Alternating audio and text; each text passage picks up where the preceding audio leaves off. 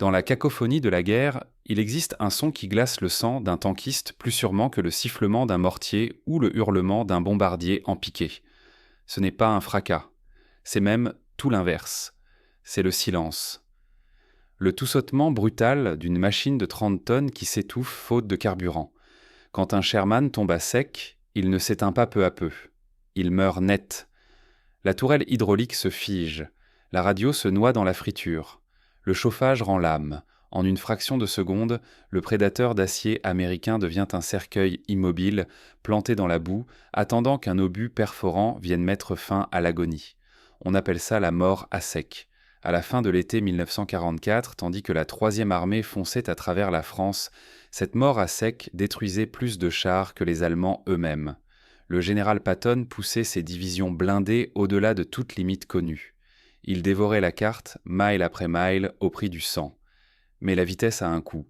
Une seule division blindée avale près de 60 000 gallons d'essence par jour. Et les lignes de ravitaillement, ces artères qui nourrissent l'armée, s'étaient étirées jusqu'à la rupture.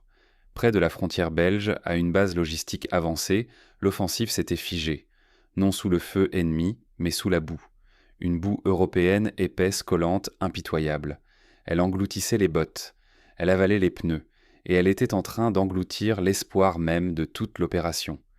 Sous la tente de commandement, l'air était saturé de fumée de cigares et d'odeur de laine mouillée. Le capitaine Arthur Sterling se tenait derrière son bureau. Impeccable, comme s'il sortait tout droit d'une affiche de recrutement. Uniforme parfaitement repassé, col amidonné, ongles irréprochables. C'était un homme de registre et de règlement, un bureaucrate qui menait la guerre à coups de stylo-plume. Face à lui se tenait un chef de char revenu du front, couvert de crasse, les yeux injectés de sang et la voix usée par la peur. « Capitaine Sterling, vous ne comprenez pas, supplia-t-il d'un ton rauque. Mon peloton est bloqué à 3 miles au-delà de la crête. On est des cibles immobiles. Sans carburant, avant la nuit, on devra saboter les canons et abandonner les chars. » Sterling ne leva même pas les yeux de ses dossiers. Il ajusta ses lunettes à monture métallique et soupira comme un homme contrarié par une réalité trop sale pour ses papiers. « Sergent, je ne peux pas modifier les lois de la physique, répondit-il d'une voix sèche et nasillarde. Regardez dehors. La route principale est devenue un marécage. Mes camions de transport lourds, les GMC 2 tonnes et demie, dépassent les 10 tonnes une fois chargés. Si je les envoie sur ces chemins défoncés, ils s'enliseront jusqu'aux essieux. Et alors je perds aussi le carburant. Donc on crève, c'est ça ? Lança le tankiste en abattant son poing sur le bureau. C'est votre protocole, capitaine ? Sterling releva enfin la tête. Son regard était froid, administratif. Mon protocole est de préserver le matériel de l'armée. Aucun convoi ne partira tant que les ingénieurs n'auront pas stabilisé la route. Décision finale, vous pouvez disposer. Le tankiste le fixa un long moment, tremblant de rage, puis tourna les talons et disparut sous la pluie. Sterling épousseta machinalement une poussière invisible sur sa manche et retourna à ses inventaires. Il se sentait en sécurité. Il suivait le règlement. Et dans le monde du capitaine Sterling, le règlement ne se trompait jamais. Dehors, adossé au mur de tôle ondulé de l'atelier de maintenance, quelqu'un avait tout entendu. Le sergent technicien Jack Sullivan alluma une cigarette, protégeant la flamme entre ses mains calleuses, marquées à vie par la graisse et le métal. 40 ans, originaire de Détroit, 20 années passées sur les chaînes de montage de l'usine Ford Rouge avant que l'oncle Sam ne lui mette un fusil entre les mains. Jack n'était pas un soldat dans l'âme. C'était un mécanicien. Il parlait mieux le langage des pistons et des engrenages que celui des hommes. Il tira une longue bouffée, la fumée se mêlant à la pluie froide, observa le tankiste s'éloigner, puis posa les yeux sur la rangée de GMC massifs, embourbés sur l'aire de rassemblement. Sterling était un lâche, mais sur un point il avait raison, ces camions étaient trop lourds, des dinosaures prisonniers d'un marais. « Il va les laisser crever, hein, Jack » murmura une voix à côté de lui. C'était le soldat de première classe Tommy Miller, 19 ans à peine, débarqué d'un champ de maïs du Kansas, avec un visage qui n'avait pas encore appris à dissimuler la peur. Tommy admirait Jack, le suivait partout comme un chiot perdu. « Sterling » grogna Jack en expirant la fumée. Sterling pense plus à sa promotion qu'au gars là-bas. Il attend des conditions idéales, mais la guerre, c'est jamais idéal. « Alors, qu'est-ce qu'on fait ?» demanda Tommy en frissonnant dans sa veste trop grande. Jack ne répondit pas tout de suite. Il plongea la main dans sa poche et en sortit une petite photo usée, la seule chose au monde qu'il gardait propre. Une fillette édentée souriait à l'objectif. Lily, sa fille. Elle était à Détroit, sans doute endormie à cet instant. Chaque moteur qu'il réparait, chaque boulon qu'il serrait, Jack le faisait pour se rapprocher d'un jour de plus du moment où il la reverrait. Si le char s'arrêtait, la guerre s'arrêtait. Et si la guerre s'arrêtait, Jack ne rentrait pas chez lui. « On n'attend pas, dit-il simplement. Il glissa la photo contre sa poitrine. On improvise. Jack se décolla du mur et s'enfonça sous la pluie. Il contourna les énormes GMC immobilisés, passa devant les jeeps trop légères pour transporter quoi que ce soit d'utile, puis s'arrêta devant un véhicule que personne ne regardait. Un Ford Gat. À côté des autres machines de guerre, il faisait presque pitié. Un camion commercial d'une tonne et demie, à peine plus qu'un engin agricole repeint en verte olive. Une face plate et disgracieuse, des pneus étroits, une benne en bois. Conçu pour transporter des sacs de pommes de terre, pas de l'essence à haut indice d'octane. Aucun blindage. Une balle perdue traverserait la portière comme du carton mouillé. Mais Jack voyait ce que les autres ne voyaient pas. « Qu'est-ce que tu fiches devant cette épave ?» demanda Tommy en le rejoignant dans une éclaboussure de boue. « Le camion de la blanchisserie », murmura Jack en donnant un coup de botte dans le pneu. Ah, il était léger. La moitié du poids d'un GMC. 6 cylindres increvables. Il ne s'enlisera pas, gamin. Il glissera sur la boue. Mais c'est un camion de fret, protesta Tommy. Il n'a pas de citerne, pas de pompe. Tu ne vas pas remplir un Sherman à coups de jerrycan. Ça prendrait des heures. Ils seront morts avant. Jack se tourna vers lui. Un sourire lent se dessina sur son visage maculé d'huile. Ce n'était pas un sourire rassurant. C'était celui d'un homme sur le point de piétiner chaque règle du manuel. « Qui a parlé de remplir à la main ?» répondit-il. « Va chercher le chalumeau et trouve-moi 4 fûts de 55 gallons. On va faire un peu de chirurgie. »« Sterling va nous faire la peau, » souffla Tommy, les yeux écarquillés. « Laisse-moi m'occuper de Sterling, » grogna Jack. Il s'avança jusqu'à l'avant du Ford Gat et tapota le capot. Le métal était glacé, mais ce qu'il contenait brûlait de possibilités. L'armée veut une solution. On va la lui fabriquer. On va transformer ce camion d'épicerie en bombe roulante. « T'es complètement cinglé, Jack, » lança Tommy. Mais il se dirigeait déjà vers l'atelier. « Ouais, » marmonna Jack en écoutant le grondement lointain de l'artillerie. « Peut-être. Mais ici, c'est la folie qui marche. » Jack ouvrit la portière et s'installa au volant. Il serra le mince volant entre ses mains. Une odeur de tabac froid et de toile humide flottait dans l'habitacle. Ce n'était pas un char. Ce n'était pas un véhicule de héros, juste un camion. Mais cette nuit, il allait devenir une bouée de sauvetage. Jack Sullivan tourna la clé. Le moteur hésita, toussa, puis trouva son rythme. Un ronronnement régulier, obstiné, le cœur de l'industrie américaine qui se réveillait pour faire ce que les généraux n'avaient pas su résoudre. La mort à sec attendait. Mais Jack arrivait. Deuxième partie, le Frankenstein de France. On dit que la nécessité est la mère de l'invention. C'est faux. En temps de guerre, c'est le désespoir qui enfante les idées, et c'est une mère cruelle, sans pitié.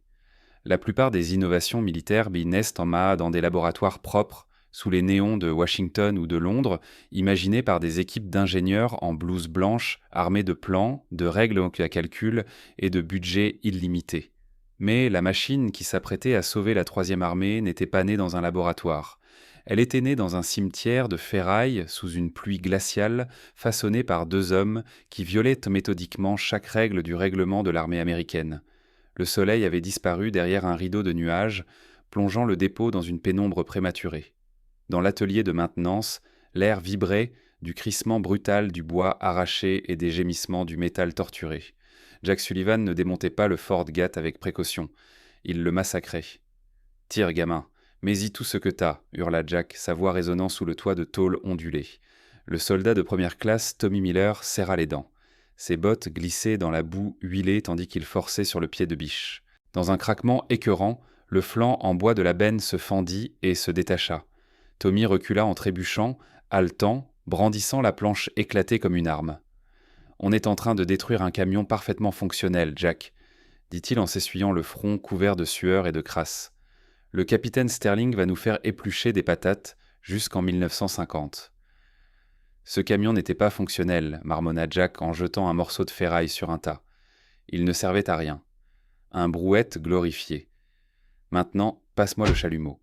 Le Ford Ghat ressemblait désormais à un squelette. La benne avait disparu, laissant les longerons du châssis à nu. Il paraissait fragile, presque famélique, comme un animal affamé, rien qui évoquait une machine capable d'emmener des centaines de gallons de carburant au cœur d'un combat. Jack abaissa son masque de soudeur. Sous les verres sombres, il avait l'allure d'un insecte démoniaque. Il alluma le chalumeau à acétylène, la flamme bleue siffla, chargée d'une chaleur mortelle. « Le problème, cria Jack par-dessus le souffle du chalumeau, c'est qu'on n'a pas de citerne. Alors on va en fabriquer une. » Il désigna un coin de l'atelier. Là, alignés contre le mur, se trouvaient 4 fûts d'acier de 55 gallons. C'étaient des fûts réglementaires, cabossés, piqués de rouille. Jack ne comptait pas simplement les charger à l'arrière du camion. Il voulait les unir, les transformer en un seul corps. Il se mit à découper et à souder, reliant les barils les uns aux autres pour former un réservoir continu. Autour de lui, les étincelles jaillissaient comme une pluie d'or en fusion. L'odeur âcre de l'ozone et de la peinture brûlée envahit l'atelier. Le travail était dangereux. S'il restait la moindre poche de vapeur dans l'un de ces fûts, la chaleur suffirait à transformer le hangar en cratère. Mais Jack avançait avec une précision calme, presque chirurgicale, celle d'un homme qui avait passé 20 ans sur les chaînes de montage de Détroit. Il ne faisait pas que souder. Il cousait le métal. Tommy observait, bouche bée, il avait vu Jack changer des bougies, réparer des pneus crevés. Jamais il ne l'avait vu faire ça. Ce n'était plus de la mécanique, c'était de l'alchimie. Mais un réservoir ne servait à rien sans un moyen d'en extraire le carburant. La gravité serait trop lente. Il leur fallait de la pression. « La pompe !» cria Tommy pour couvrir le vacarme. « Comment on va remplir les Sherman ? On ne peut pas tourner une manivelle. » Jack releva son masque de soudeur. Ses yeux brillaient dans la pénombre. Il pointa un doigt graisseux vers la transmission du Ford. Le G8 a une prise de force. Normalement, elle sert à un treuil ou à une batteuse. On va la détourner. Jack se glissa sous le camion. Il traîna dans la boue une lourde pompe à eau en fonte récupérée sur un camion de pompiers hors d'usage. Il commença à la boulonner au châssis, bricolant un arbre de transmission entre la boîte de vitesse et la pompe. C'était laid. Un véritable crime mécanique. Mais si ses calculs étaient le bon, le moteur entraînerait la pompe, aspirerait l'essence des fûts et la projetterait à raison de 50 gallons par minute. Il serrait le dernier boulon, quand les portes de l'atelier s'ouvrirent brusquement. Une silhouette se découpa sur la nuit pluvieuse, raide, anguleuse, vibrante d'indignation. « Qu'est-ce que c'est que ce bordel, bon Dieu !» La voix fendit le vacarme comme une lame. Le capitaine Arthur Sterling entra dans la lumière. Ses bottes impeccables semblèrent reculer d'elles-mêmes au contact du sol maculé d'huile. Il observa le tas de bois éclaté, le Ford mutilé, le matériel de soudure non autorisé. Son visage vira à un violet presque visible malgré la pénombre. « Boss Sullivan !» hurla-t-il, « je vous ai donné un ordre clair. Vous êtes en train de détruire du matériel gouvernemental, de modifier un véhicule sans autorisation. Avez-vous la moindre idée du nombre de règlements que vous violez à l'instant même ?» Jack se glissa lentement hors de dessous le châssis. Il ne se leva pas tout de suite. Assis par terre, il essuya sa clé avec un chiffon et leva les yeux vers le capitaine, avec un calme plus insultant que n'importe quel cri. « J'ai arrêté de compter après 12, mon capitaine. »« C'est une affaire de cour martiale », bafouilla Sterling en brandissant son clipboard vers le camion Frankenstein. « Regardez-moi cette monstruosité. C'est dangereux. Totalement hors des protocoles de sécurité. Je vous mets aux arrêts. Sergent Miller, appelez la police militaire. » Tommy se figea. Il fixa le capitaine pétrifié. L'uniforme faisait loi. Mais Jack se leva. Il dominait Sterling. Il n'avait rien d'un soldat. Il ressemblait à une force élémentaire couverte de graisse. « Vous pouvez m'arrêter, capitaine, » dit Jack d'une voix basse et lourde. « Vous pouvez me coller au trou, m'arracher mes galons. Mais... vous entendez ça ?» Il pointa à l'est vers la ligne de front. Le grondement lointain de l'artillerie roulait sans cesse, un tonnerre sourd et ininterrompu. « Ça, c'est la 4e division blindée qui se fait pilonner. 5 hommes par char, vos hommes, capitaine. » Et en ce moment même, ils regardent leur montre en espérant que quelqu'un à l'arrière en ait quelque chose à foutre d'eux. Vous voulez suivre le règlement ? Très bien. Mais le règlement ne saigne pas. Eux, si. Sterling le fixa. Sa bouche s'ouvrit, puis se referma. Il baissa les yeux vers son clipboard, son bouclier habituel contre le monde, et pour la première fois, il lui sembla fragile. « Si cette chose explose, murmura-t-il, la voix tremblante, elle emportera la moitié du dépôt. » « Alors j'imagine que je ferais mieux de partir avant, » répondit Jack. Il tourna le dos à l'officier. « Passe-moi la clé, gamin. » Sterling resta immobile un long moment. La pluie martelait le toit. Le choix se jouait entre sa carrière et sa conscience. Finalement, sans un mot, il fit volte-face et disparut dans la nuit. Il n'appela pas les MP. Il ne donna pas non plus son accord.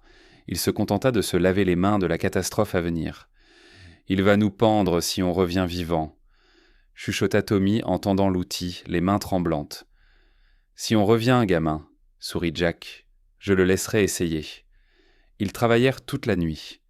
Ils renforcèrent la suspension affaissée du Ford avec des lames de ressort récupérées sur une Jeep détruite.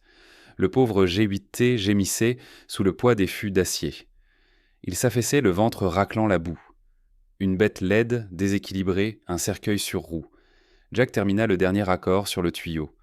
Jack se dirigea vers la cabine et scotcha la photo de Lily sur le tableau de bord.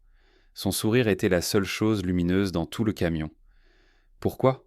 demanda doucement Tommy en regardant l'image. « Pourquoi risquer ta peau pour des types que tu ne connais même pas ?» Jack fixa la photo. Il effleura du pouce le visage de la petite fille. « Parce que sa génération ne devrait pas avoir à faire cette guerre, Tommy, » répondit-il à voix basse. « On la termine ici, maintenant. Même si pour ça, il faut conduire une bombe. » Jack s'installa au volant. Il tourna la clé. Le moteur Ford toussa, hoqueta, puis s'éveilla dans un grondement franc. La pompe entra en action dans un hurlement mécanique aigu. La machine vivait. Jack jeta un regard à Tommy. « Monte, gamin, la station-service est ouverte. » Quand le Ford G8 bricolé sortit de l'atelier en cahotant sous la pluie, il n'avait rien d'un héros. Il ressemblait à une catastrophe sur le point d'arriver. Pourtant, lorsque Jack passa les vitesses et orienta le museau du camion vers le grondement des canons, le petit moteur sembla grogner. Il était prêt à nourrir les bêtes, ou à mourir en essayant. On peut survivre à une balle avec de la chance. On peut survivre aux éclats, avec de la résistance. Mais sur un champ de bataille, il y a une chose à laquelle personne n'échappe, quel que soit son courage. La physique, elle se moque de ton grade, elle se moque de ta bravoure. Et à cet instant précis, la physique essayait de tuer le soldat de première classe Tommy Miller. Le Ford G8 modifié dévalait une piste forestière noyée de boue, la pluie fouettant le pare-brise fissuré.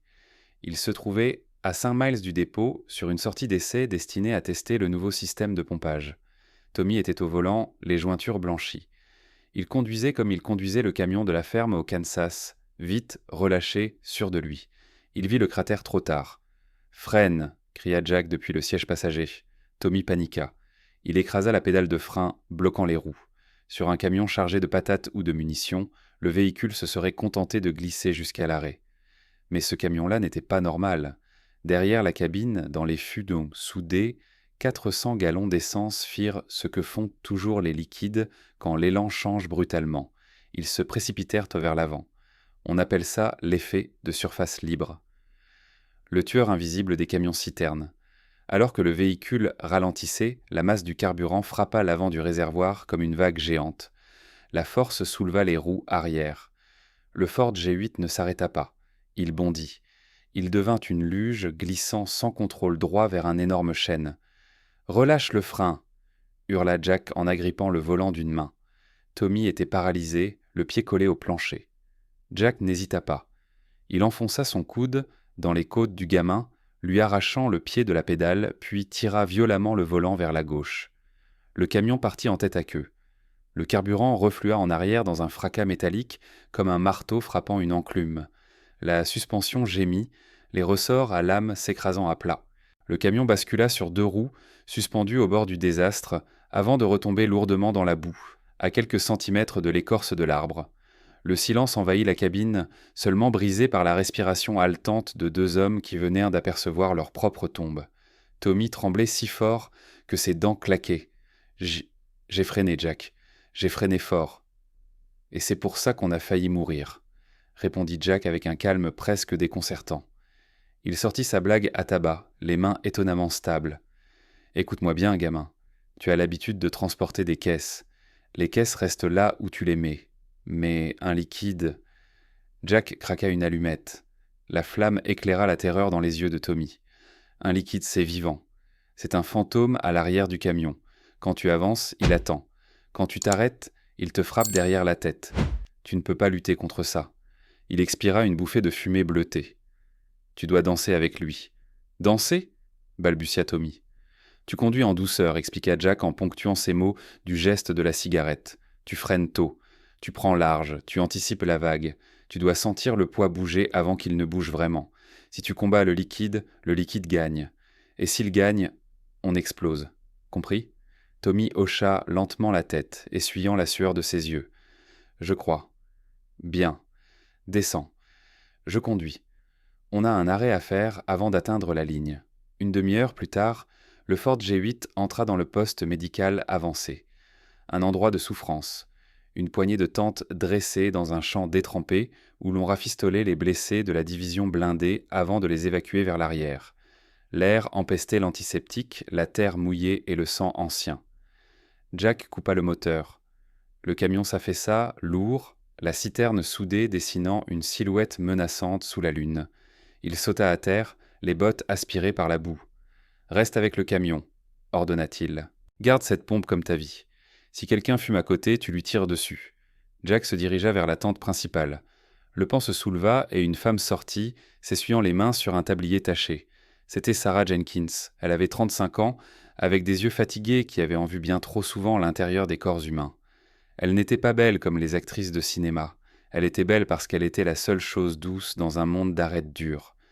Lorsqu'elle aperçut Jack approcher, son expression passa de l'épuisement à une reconnaissance vive, presque douloureuse.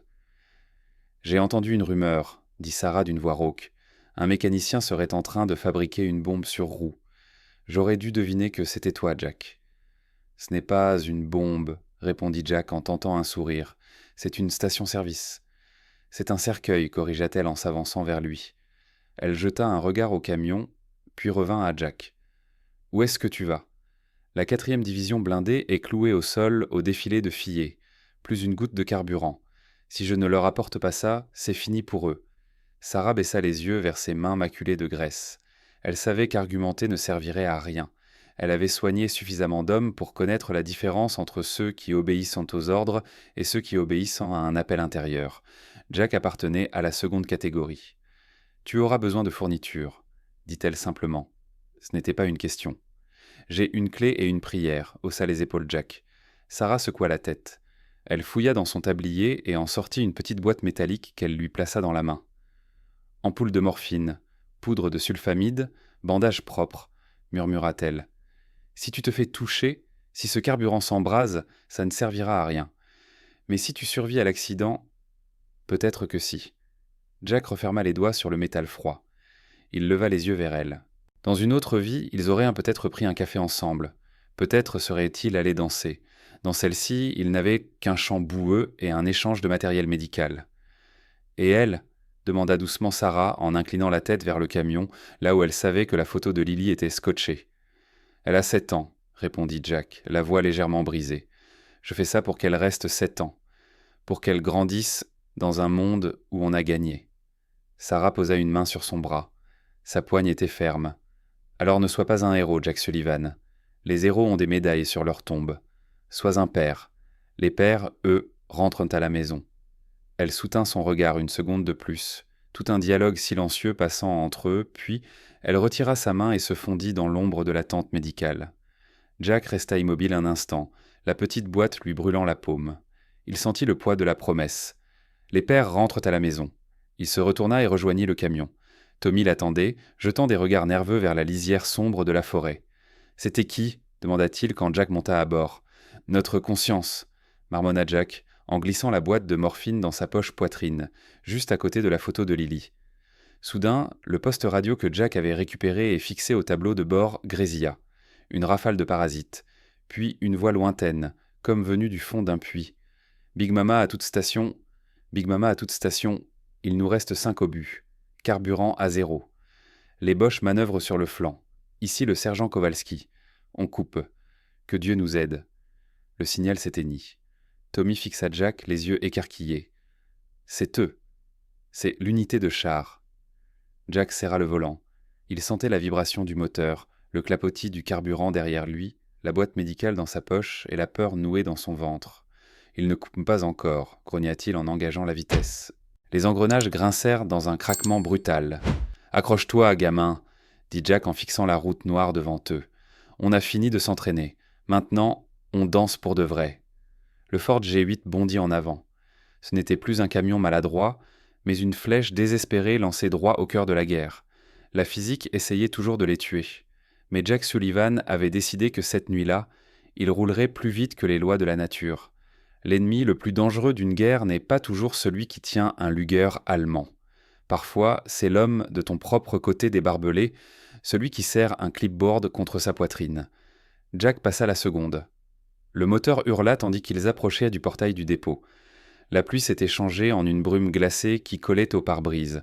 À côté de lui, Tommy agrippait son fusil si fort que ses jointures luisaient, comme du marbre poli. « On y est presque », murmura-t-il, en dépassant le poste de garde. Et après, on disparaît. Mais au moment où le camion prit le dernier virage vers la sortie, le monde explosa dans une lumière blanche aveuglante. « Merde !» siffla Jack en se protégeant les yeux. 2 jeeps barraient la route, leurs phares en plein faisceau découpant la nuit comme des projecteurs. Entre elles, encadrées par 2 policiers militaires armés de mitraillettes Thompson, se tenait le capitaine Arthur Sterling. Il n'était pas là pour leur souhaiter bonne chance. Jack écrasa le frein. À l'arrière, le carburant se rua violemment vers l'avant. Boum, splatch, poussant encore le camion de quelques pieds avant qu'il ne s'immobilise en tremblant. Le pare-choc s'arrêta à quelques centimètres des genoux de Sterling. Le capitaine ne broncha pas. Il souriait, triomphant. « Coupez le moteur !»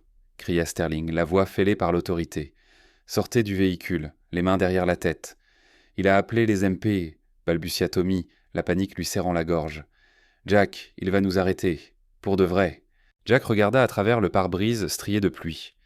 Il vit les policiers militaires lever leurs armes. Des gamins américains, comme Tommy, des garçons qui obéissaient aux ordres d'un officier qui n'avait jamais senti la poudre. « Reste dans le camion, gamin, » dit Jack calmement. Il ouvrit la portière et descendit dans la boue. Il ne leva pas les mains.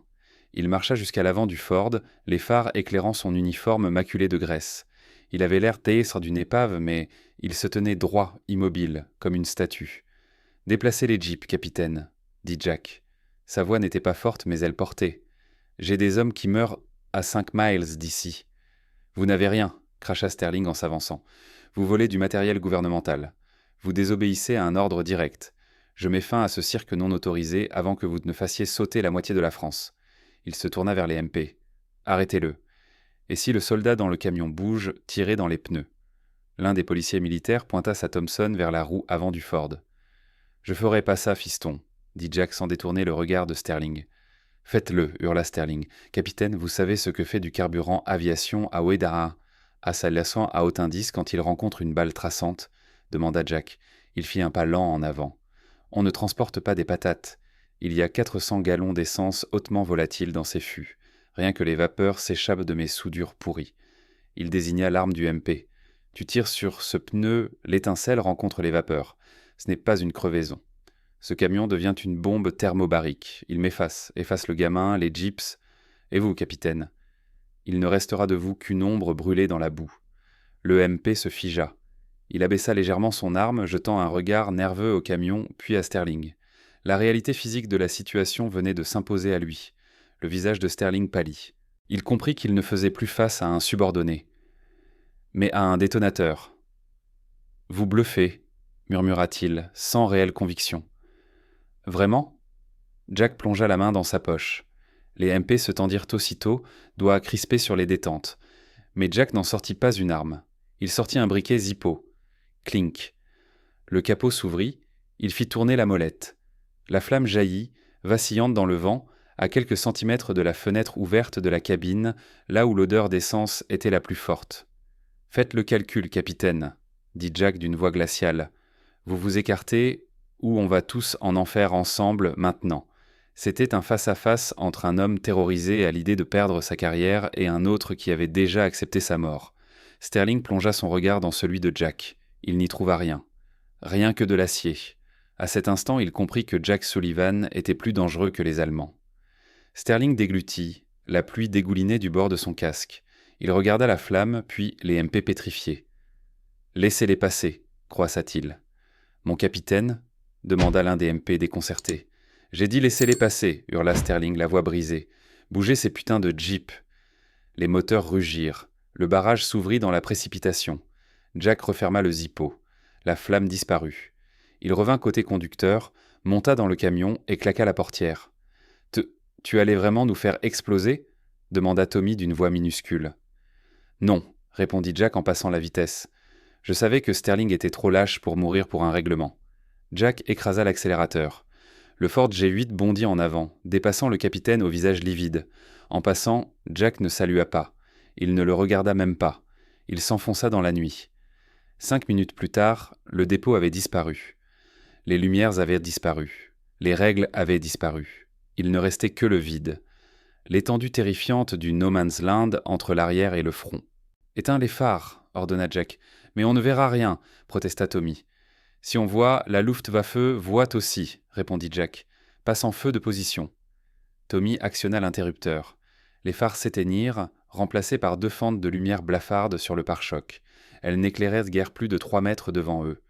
Le monde se rétracta, réduit à un tunnel de boue et de pluie.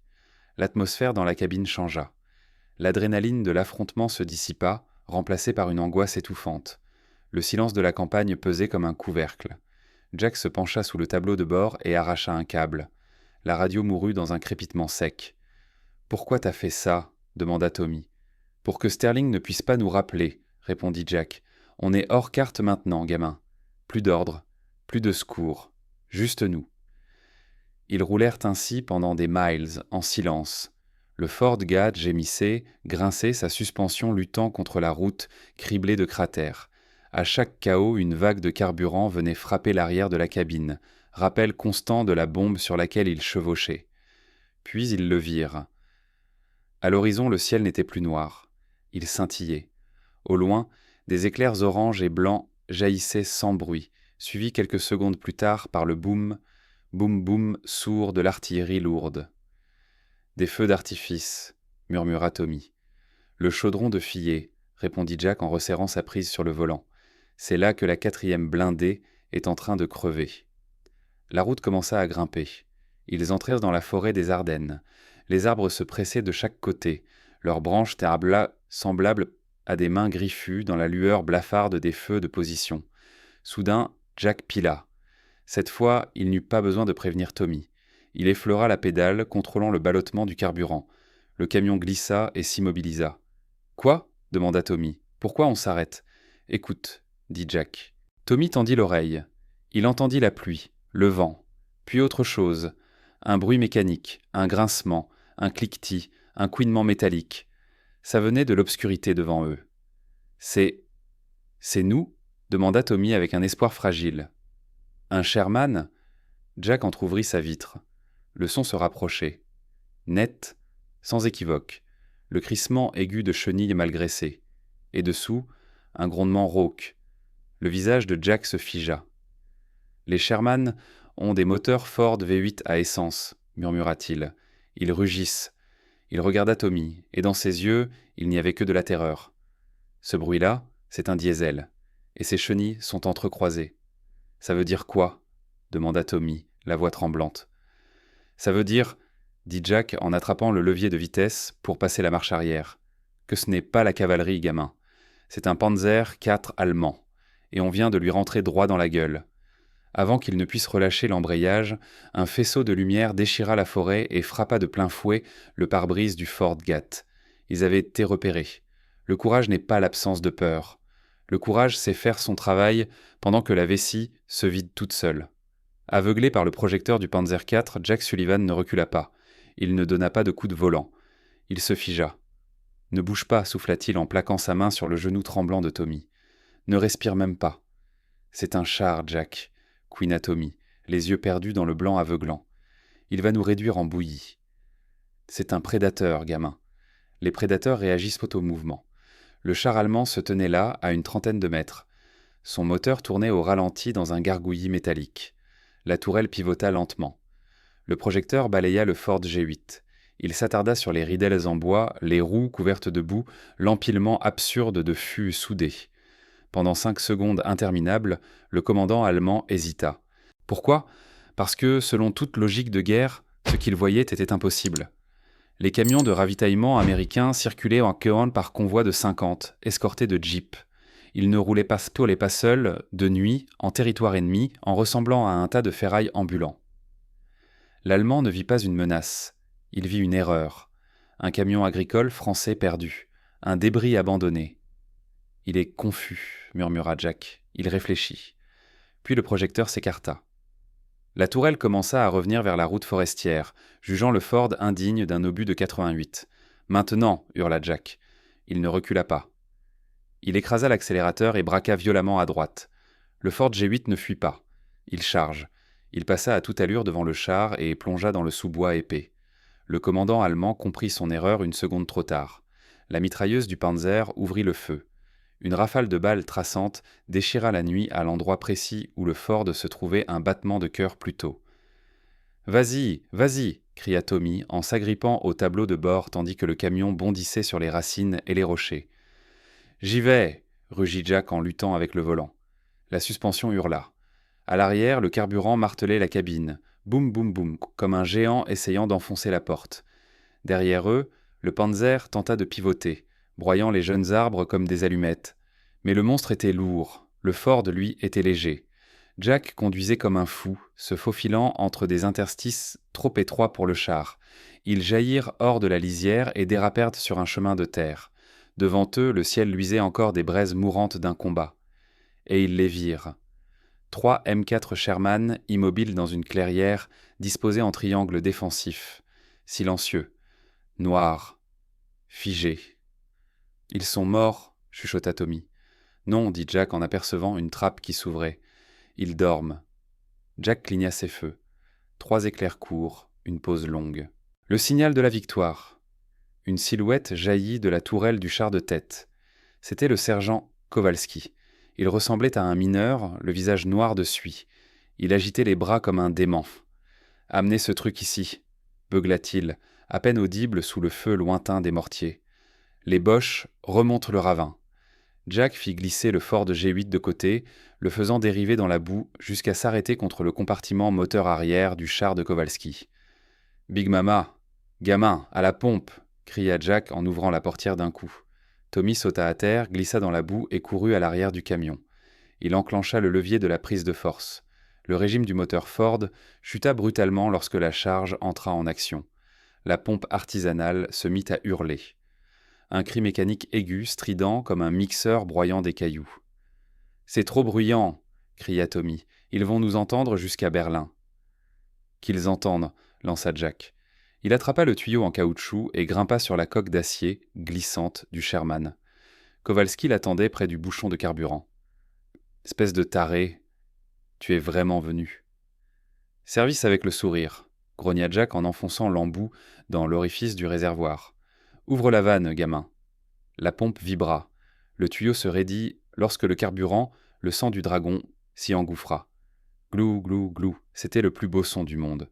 Mais ce vacarme avait un prix. Depuis la lisière, à une centaine de mètres, des éclairs jaillirent dans l'obscurité. Ping, ping, les balles commencèrent à claquer contre le blindage du Sherman. « Infanterie !» hurla Kowalski en disparaissant dans la tourelle. « Jack, à couvert !»« Je peux pas !» répondit Jack. L'embout n'avait pas de verrou. Le raccord bricolé était instable. S'il lâchait, la pression pulvériserait l'essence sur le moteur brûlant. « Je dois le tenir. » Jack restait debout, exposé sur l'arrière du char. Une cible parfaite. Il se pencha sur le bouchon, utilisant son corps pour protéger la jonction. « Jack !» cria Tommy depuis le sol.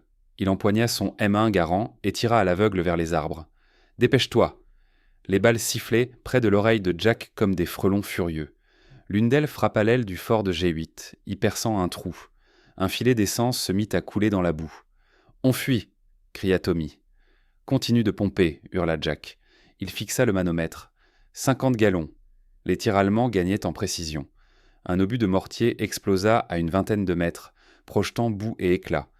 Un morceau de métal brûlant trancha la joue de Jack. Il ne broncha pas. Il ne regardait que le tuyau, comme s'il pouvait forcer le liquide à aller plus vite par la seule volonté. « Allez, Big Mama !» murmura-t-il, le sang coulant sur son visage. « Bois !» Soudain, un bruit glaçant traversa le chaos. Le cliquetis grinçant, reconnaissable entre mille, d'un Panzer IV. Il les avait retrouvés. Il déboulait de la lisière, écrasant les buissons, son long canon s'abaissant lentement, visant le groupe de chars américains immobiles. « Un char !» hurla Tommy. « Jack, faut qu'on parte. »« Pas encore, » répondit Jack en serrant le tuyau. Le Sherman avait besoin d'au moins 100 gallons pour manœuvrer. Le Panzer s'arrêta, il ajustait son tir.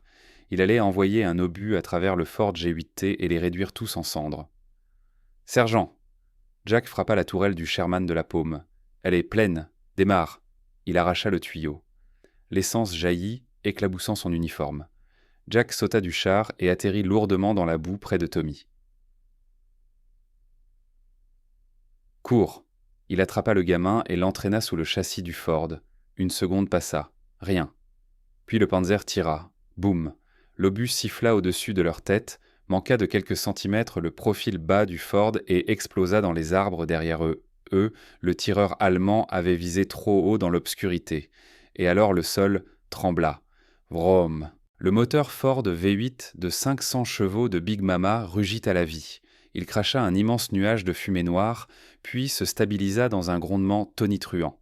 La tourelle du Sherman pivota avec un gémissement hydraulique bien plus rapide que la rotation manuelle du Panzer. « Cible acquise », résonna la voix de Kowalski dans le haut-parleur externe, grave, implacable, presque divine. Crac ! Le canon de 76 milliards tonna. L'éclair de bouche transforma la clairière en plein jour. L'obus frappa le Panzer IV avant qu'il ne puisse recharger. Le char allemand trembla, puis ses munitions explosèrent. Une colonne de feu jaillit vers le ciel, illuminant tout le champ de bataille. Jack était allongé dans la boue, couvert d'essence, d'huile et de sang, la poitrine soulevée par des respirations haletantes. À côté de lui, Tommy riait nerveusement, à la limite de l'hystérie. « On l'a fait », balbutia-t-il. « Jack, on l'a fait. » Jack leva les yeux. Les deux autres Sherman démarraient à leur tour, toussant puis prenant vie, tandis que l'équipage de Big Mama leur lançait des jerrycans remplis grâce au G8. Les bêtes étaient les réveillées. Jack se redressa lentement et fouilla dans sa poche. Il sortit la petite boîte que Sarah lui avait donnée. Cabossée, puis la photo de Lily. Sèche. « Ouais, gamin, » dit-il en essuyant le sang sur sa joue et en regardant brûler le char allemand. « La station est ouverte, mais maintenant, faut qu'on dégage avant que ça nous retombe dessus. » L'aube ne se leva pas sur la France. Elle saigna à travers la fumée. Le Ford G8T revint au dépôt à 06h00. C'était une épave roulante. Le pare-brise était pulvérisé. Les ridelles en bois noircies par le feu. La suspension effondrée sur le côté gauche. Et la pompe artisanale laissait derrière elle une traînée irisée sur le gravier humide. On aurait dit moins un véhicule qu'un survivant d'un combat à main nue avec Dieu. Jack Sullivan coupa le moteur. Le silence qui suivit pesa lourd, bourdonnant dans leurs oreilles après le chaos de la nuit. Il regarda Tommy.